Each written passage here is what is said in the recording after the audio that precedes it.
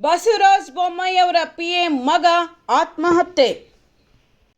ಮಾಜಿ ಸಿಎಂ ಬಸವರಾಜ ಬೊಮ್ಮಾಯಿ ಅವರ personal secretary ಅವರ ಮಗ ಆತ್ಮಹತ್ಯೆ ಮಾಡಿಕೊಂಡಿರುವ ಘಟನೆ ಬೆಳಕಿಗೆ ಬಂದಿದೆ.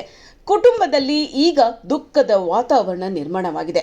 ಮಾಜಿ ಸಿಎಂ ಬಸವರಾಜ ಬೊಮ್ಮಾಯಿ ಅವರ ಪರ್ಸನಲ್ ಸೆಕ್ರೆಟರಿ ಅವರ ಮಗ ಹೇಮಂತ್ 20 ವರ್ಷದವನಾಗಿದ್ದ.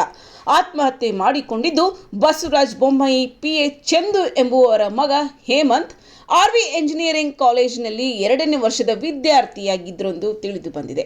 ಮನೆಯಲ್ಲಿ ಹೇಮಂತ್ ನೇಣು ಬಿಗಿದುಕೊಂಡ ಆತ್ಮಹತ್ಯೆ ಮಾಡಿಕೊಂಡಿರುವುದು ತಿಳಿದು ಬಂದಿದೆ. ಘಟನೆ ತಿಳಿಯುತ್ತಿದ್ದಂತೆ ಕುಟುಂಬದವರು ಬೆಚ್ಚಿ ಬಿದ್ದಿದ್ದು ತಕ್ಷಣವೇ ಪೊಲೀಸರಿಗೆ ಮಾಹಿತಿ ನೀಡಿದ್ದಾರೆ.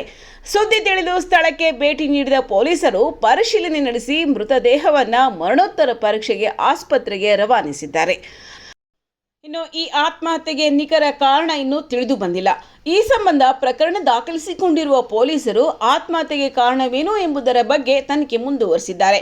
ಮಾಜಿ ಸಿಎಂ ಬಸವರಾಜ ಬೊಮ್ಮಾಯಿ ಅವರ ಪಿಎ ಮಗನ ಆತ್ಮಹತ್ಯೆ ಘಟನೆ ಕುಟುಂಬದವರಿಗೆ ಮತ್ತು ಸಾರ್ವಜನಿಕರಿಗೆ ಆಘಾತ ಮೂಡಿಸಿದೆ. ಈ ಕುರಿತು ಹೆಚ್ಚಿನ ಮಾಹಿತಿ ನಿರೀಕ್ಷಿಸಲಾಗುತ್ತಿದೆ.